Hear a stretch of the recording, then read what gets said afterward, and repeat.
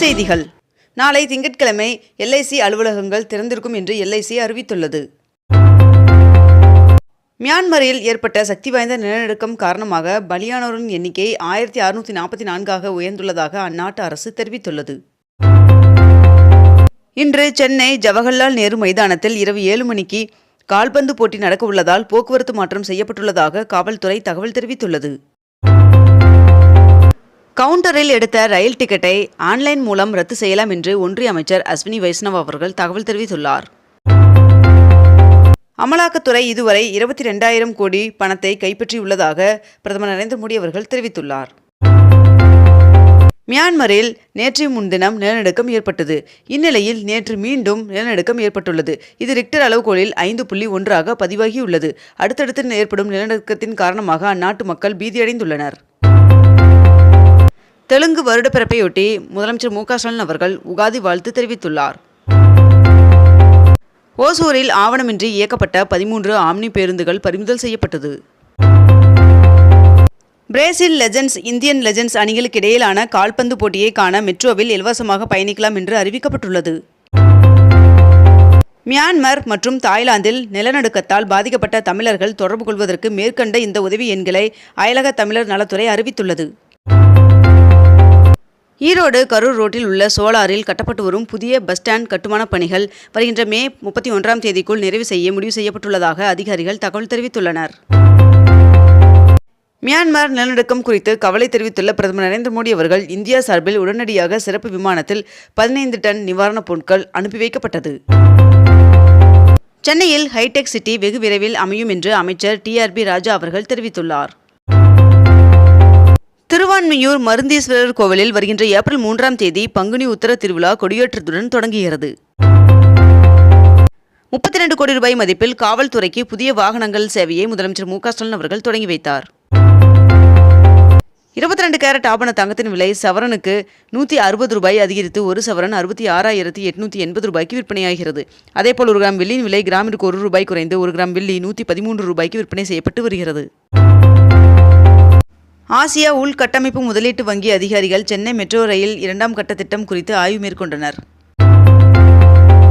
வணிக வரி அலுவலர்களின் பயன்பாட்டிற்காக 7 புதிய வாகனங்களை அமைச்சர் மூர்த்தி அவர்கள் கொடியசைத்து தொடங்கி வைத்தார். கோவை மருதமலை கோவில் குடமுழுக்கின் போது சமஸ்கிருதத்திற்கு இணையாக தமிழிலும் வேள்விகள் நடத்தப்படும் என்று இந்து சமய அறநிலைத்துறை சார்பில் சென்னை உயர்நீதிமன்றத்தில் உறுதியளிக்கப்பட்டுள்ளது. தமிழக வெற்றிக் கழகத்தின் பொதுக்குழு கூட்டத்தில் பேசிய விஜய் அவர்கள் பிரதமர் நரேந்திர மோடி அவர்களையும் முதலமைச்சர் மு.க.ஸ்டாலின் அவர்களையும் நேரடியாக விமர்சித்து பேசியுள்ளார். ரம்ஜான் விடுமுறையை ஒட்டி மார்ச் 31ஆம் தேதி ஞாயிற்றுக்கிழமை அட்டவணையின்படி புறநகர் ரயில் சேவை இயக்கப்படும் என்று தெற்கு ரயில்வே அறிவித்துள்ளது. சென்னை வண்டலூரில் உயர்நிலை மற்றும் வன உயிரின பாதுகாப்பு நிறுவனம் 1,50,00,000 ரூபாய் செலவில் அமைக்கப்படும் என்று அமைச்சர் பொன்முடி அவர்கள் தெரிவித்துள்ளார்.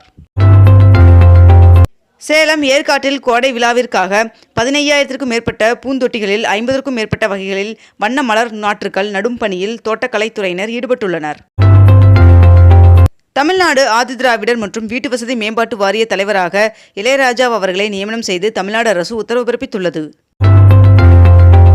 ஆத்தூர் தொகுதியில் பணி நியமன ஆணை பெற்றவர்கள் ஊரக வளர்ச்சித்துறை அமைச்சர் பெரியசாமி அவர்கள் திண்டுக்கல்லில் உள்ள கலைஞர் மாளிகையில் நேரில் சந்தித்து பணி நியமன ஆணையை வழங்கினார். ஊரக வளர்ச்சி மற்றும் ஊராட்சித்துறை சார்பில் 22 புதிய அறிவிப்புகளை துணை முதல்வர் உதயநிதி ஸ்டாலின் அவர்கள் வெளியிட்டார். பழனி தண்டாயுதபாணி சுவாமி கோவிலில் உண்டியல் காணிக்கையாக 5 கோடி ரூபாயும் 1547 கிராம் தங்கமும் கிடைக்கப்பட்டுள்ளது.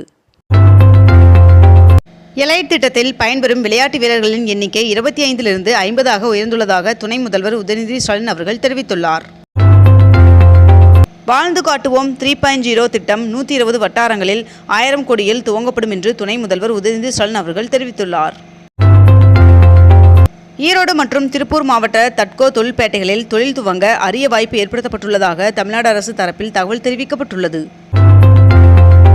கேரளாவில் தற்போது குழந்தைகளை பள்ளியில் சேர்க்கும் வயதை 6 என்று உயர்த்தி உத்தரவு பிறப்பிக்கப்பட்டுள்ளது. தஞ்சை மாநகராட்சியில் 15 கோடி ரூபாயில் உபரி நிதியுடன் பட்ஜெட் தாக்கல் செய்யப்பட்டுள்ளது. வெள்ளியங்கிரி மலையேற புதிய வழிகாட்டும் நெறிமுறைகளை வனத்துறை வெளியிட்டுள்ளது. சென்னை அண்ணா சாலை மற்றும் அண்ணா நகர் பகுதியில் பைக் ரேஸில் ஈடுபட்ட 35 வாகனங்கள் பறிமுதல் செய்தனர். தமிழக வெற்றிக் கழகத்தின் முதல் பொதுக்குழு கூட்டம் விஜய் அவர்களின் தலைமையில் இன்று நடைபெற்றது. ஜூன் மாதத்தில் சென்னை புறநகர் பகுதிகளில் மினி பேருந்து சேவையை முதலமைச்சர் தொடங்கி வைப்பார் என்று போக்குவரத்து அமைச்சர் சிவசங்கர் அவர்கள் தெரிவித்துள்ளார். தமிழ்நாடு மற்றும் புதுச்சேரியில் 10ஆம் வகுப்பு பொதுத் தேர்வு தொடங்கியது. திருப்பதி ஏழுமலையான் சுவாமி கோவிலில் நேற்று ஒரே நாளில் 75,000 பக்தர்கள் சுவாமி தரிசனம் செய்ததாக தகவல் தெரிவிக்கப்பட்டுள்ளது. இலங்கை சிறையில் உள்ள அனைத்து மீனவர்களை விடுவிக்கவும் படகுகளை மீட்கவும் நடவடிக்கை எடுக்க வேண்டும் என்று ஒன்றிய அமைச்சர் ஜெய்சங்கர் அவர்களுக்கு முதலமைச்சர் மு க ஸ்டாலின் அவர்கள் கடிதம் எழுதியுள்ளார். தாம்பரத்திலிருந்து சிதம்பரம், திருவாரூர், திருத்துறைப்பூண்டி, காரைக்குடி வழியாக ராமேஸ்வரத்திற்கு புதிய ரயில் சேவைக்கு ஒன்றிய ரயில்வே துறை அமைச்சர் அஸ்வினி வைஷ்ணவ் அவர்கள் ஒப்புதல் வழங்கியுள்ளதாக பாஜக மாநில தலைவர் அண்ணாமலை அவர்கள் தெரிவித்துள்ளார். ரஷ்ய அதிபர் விளாடிமிர் புதின் அவர்கள் விரைவில் இந்தியா வருகை தர உள்ளதாக தெரிவிக்கப்பட்டுள்ளது. தொகுதி மறுசீரமைப்புக்கு எதிராக தெலுங்கானா சட்டப்பேரவையில் தீர்மானம் நிறைவேற்றப்பட்டதற்கு முதலமைச்சர் மு க ஸ்டாலின் அவர்கள் வரவேற்பு தெரிவித்துள்ளார். அமைச்சு பணியாளர்களின் பட்டதாரி ஆசிரியர் பணிக்கு தகுதியானவர்கள் பட்டியலை அனுப்ப வேண்டும் என்று துறை அலுவலர்களுக்கு பள்ளி கல்வித்துறை அறிவுறுத்தியுள்ளது. திருவாரூரில் ஆழித்தேர் ஓட்டம் வருகின்ற ஏப்ரல் 7ஆம் தேதி நடைபெற உள்ளது. பொதுப்பணித்துறை சார்பில் தயாரிக்கப்பட்டுள்ள கட்டுமான பணிகளுக்கான தரவு விவர புத்தகங்களை முதலமைச்சர் மு க ஸ்டாலின் அவர்கள் வெளியிட்டுள்ளார்.